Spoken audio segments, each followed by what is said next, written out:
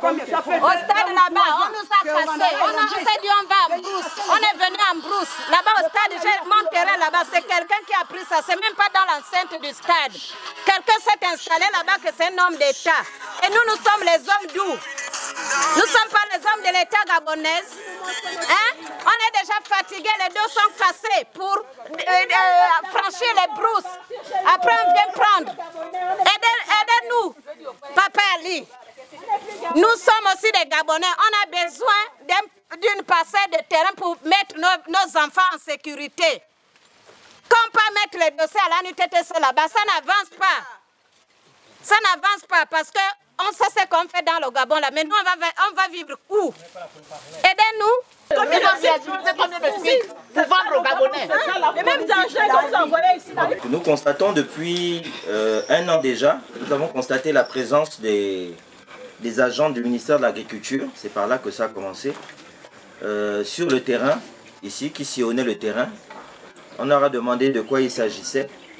Ils nous ont dit qu'ils recensaient les plantations et les cultures, donc les cultures de manière générale, sur cette zone-là.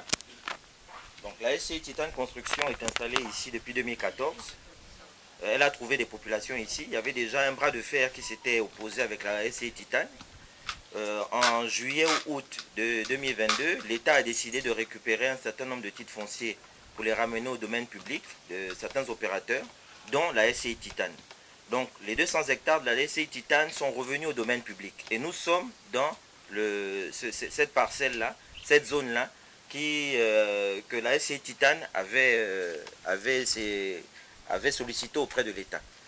Donc nous avons été heureux d'apprendre que le chef de l'État avait pris cette initiative-là de ramener cette zone-là au domaine public. Et étant donné que nous avons initié depuis un certain nombre d'années des demandes auprès de l'ANUTTC, nous étions heureux de savoir que donc nos demandes seraient prises en compte. Plus que ça revenait au domaine public, nos demandes étant là depuis, pour certains, 1997. Mais nous apprenons que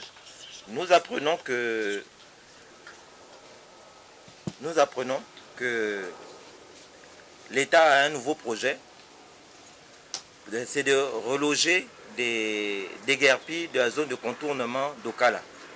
Donc, ils ont décidé de reloger ces personnes-là ici. C'est ce que nous avons appris du gouverneur de l'Estuaire, du directeur général de l'ANUTTC et des représentants de G16.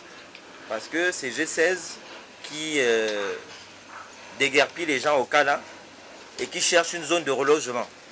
Et cette zone de relogement, c'est ici qu'ils ont trouvé qu'il fallait reloger les gens. Alors nous ne sommes pas contre. Ce sont des Gabonais qui ont déguerpillé de l'Okala. Il y a suffisamment de place pour tout le monde. Nous ne sommes pas contre. Mais ce que nous demandons, c'est que nous qui sommes ici, preuve à l'appui, parce que là, ici, j'ai ici les dossiers de tous les membres du collectif qui ont été introduits auprès de l'ANUTTC depuis des années et des années et des années. Donc, nous ne sommes pas des personnes inconnues. L'ANUTTC sait très bien qu'il y a des gens ici, puisqu'ils ont même pris de l'argent, on a payé des frais, on a fait des états des lieux avec les agents de l'ANUTTC. Ils savent qu'il y a des gens ici.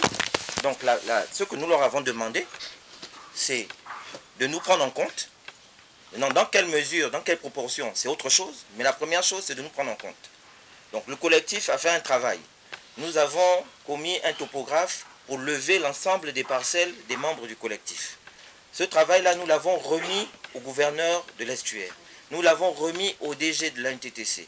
Nous l'avons remis au maire d'Akanda en disant, vous avez un projet, voilà où nous sommes situés. Il suffit de matcher les deux plans et regarder où est-ce que vous pouvez reloger les autres personnes. Est-ce que ça, c'est compliqué? Ce n'est pas compliqué. C'est vrai qu'on s'est installé ici parce qu'il y a de l'espace. On ne peut pas tous être à Libreville. On s'est installé ici parce qu'il y a de l'espace. Maintenant qu'on nous demande d'accueillir d'autres personnes, on dit d'accord.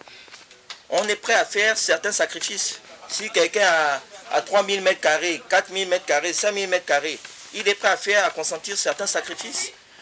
Mais on ne peut pas nous demander d'accueillir les gens qui arrivent, De deux, les investissements que nous avons faits, les barrières, les soubassements, on n'en tient pas compte, on va les détruire. Vous pourrez filmer. Ils ont mis des croix sur des barrières à démolir. On nous dit on ne nous rembourse pas ces investissements-là. On nous dit les plantations que vous avez faites, on ne sait pas sur quelle base on veut nous dédommager. Donc tout cela, il y a un flou derrière. On demande uniquement aux autorités, au Premier ministre, au ministre de l'Habitat, qu'on puisse s'asseoir et qu'on puisse essayer de régler ce problème-là de manière pacifique. Nous sommes tous Gabonais. Il n'y a pas d'autres Gabonais. Ce sont les Gabonais qui sont au Kala, ce sont des Gabonais qui sont ici à Malibé. Pourquoi au Kala, on dédommage les gens qui ont construit, et ici on arrive, on dit on casse, on ne dédommage personne. Pourquoi? Il y a deux sortes de Gabonais. Il y a des Gabonais d'Okala et les Gabonais de Malibé. Ce ne sont pas les mêmes Gabonais. La Constitution consacre deux sortes de Gabonais, ou ce sont les mêmes Gabonais qui vivent sur ce territoire-là. Il faut prendre en considération les efforts que les gens font depuis des années. Quelqu'un entretient son terrain depuis 20 ans, 30 ans. Il met des plantations dessus. Il débrousse, il met un gardien, il construit une barrière. Et on vient lui proposer 200 000 francs pour lui dire que voilà le dédommagement pour les palmiers qu'il y a chez toi. Est-ce que c'est normal ça? Il a fait un soubassement qui lui a coûté des dizaines de millions. Déjà qu'on n'est pas soutenu par les banques pour pouvoir faire ces travaux-là. On doit se débrouiller, faire des tontines, faire des emprunts à des taux pas possibles. Et là, on vient vous dire, on détruit tout. On ne vous rembourse rien. Et on s'étonne que les gens se rebellent. Mais on ne peut que se rebeller. Donc voilà un peu le message que nous tenions à adresser au chef de l'État, au Premier ministre, en disant qu'ici à Malibé, ça ne va pas. Si on vous a dit que ça allait ici, qu'il n'y avait personne ici, ce sont des histoires. Il y a des gens qui vivent ici. Il y a des gens qui ont investi ici. On ne peut pas ne pas tenir compte de nous. Nous ne sommes pas des fourmis ou des rats. Nous sommes des êtres humains. Il faut quand même essayer de respecter le travail que nous avons fait. Il y a des gens qui sont même morts là sur ces terrains-là. Donc voilà un peu. Là, nous sommes face à la NUTTC qui emmène la police, qui emmène la gendarmerie. Tous les jours, on est menacé, on ne dort plus. Des gens vont faire des AVC. Je ne sais pas si c'est ça le résultat de la politique du chef de l'État. Je ne pense pas. Donc la politique d'Ali Ben Bongo, c'est venir nous casser les maisons, c'est venir nous casser les barrières, détruire nos plantations. C'est ça la politique d'Ali, le président. Non, ça aussi on n'est plus d'accord, ça suffit. On a assez fait, on a subi, on part de la ville pour la brousse, on vient nous trouver dans notre brousse, venir encore casser. Je pense qu'on demande la paix sociale. La paix sociale, c'est ça. On ne s'oppose pas au plan d'aménagement. C'est un plan d'aménagement qui doit être concerté avec les populations. On ne peut pas commencer une discussion, on n'a même pas fini la discussion, on envoie les engins. On demande, bon, ok, d'accord, vous nous dites de manière verbale qu'on va être intégré. Faites un papier. Aucun papier. Nous avons pris un avocat. Peut-être que nous ne parlons pas bien le français. On a pris un avocat pour qu'il discute avec eux. L'avocat a écrit à l'ANUTTC depuis le 23 janvier. Depuis il a fait une relance en février. Il a fait une relance le 28 février au directeur général de l'ANUTTC. Jusque-là, on n'a pas de réponse. Nous sommes obligés d'aller au tribunal administratif pour demander, montrez-nous le titre foncier, montrez-nous les décrets. Jusque-là, on n'a rien. Voilà, on est au tribunal administratif. Le tribunal administratif a notifié l'agence judiciaire de l'État pour que le ministère de l'Habitat puisse répondre. Puisque quand nous on écrit, le ministère de l'Habitat ne nous répond pas. Donc peut-être que quand l'agence judiciaire va écrire, ils vont répondre. Donc voilà où on en est. On est allé plus loin, on a sollicité le Premier ministre. Nous avons écrit au Premier ministre en date du 6 mars. Le Premier ministre, on était à son cabinet, il a reçu le document, il est en train de voir ce qu'il y a lieu de faire. Mais alors, l'ANUTTC, voyant toute cette procédure-là, ne peut pas pour l'instant arrêter ses travaux. Ils ne peuvent pas pour l'instant arrêter les travaux et dire, bon, on va se rasseoir avec ces populations-là, avec qui on discute depuis. On n'a jamais manifesté, on n'a jamais été violent, jamais. Donc, voilà un peu la situation dans laquelle on est, en espérant que, avec le relais des médias qui sont présents aujourd'hui, maintenant toute la communauté nationale saura sera informé et saura qu'ici à Malibé, le maire d'Akanda, à qui on a fait une demande d'audience depuis plus de 2 mois, ne nous a jamais reçus, n'a jamais répondu à notre demande d'audience. Pourtant, nous sommes ici à Akanda. Pourtant, c'est le maire qui est censé s'occuper des populations. N'a jamais répondu à notre demande d'audience. Mais c'est ces mêmes populations-là qu'on va solliciter dans quelques mois. Hein? C'est les mêmes populations-là qu'on va solliciter dans quelques mois, venez voter. C'est les mêmes populations qui sont aujourd'hui dans la détresse, qui appellent les autorités et on n'a pas de réponse. Alors, comment on fait? Comment on fait dans cette situation-là?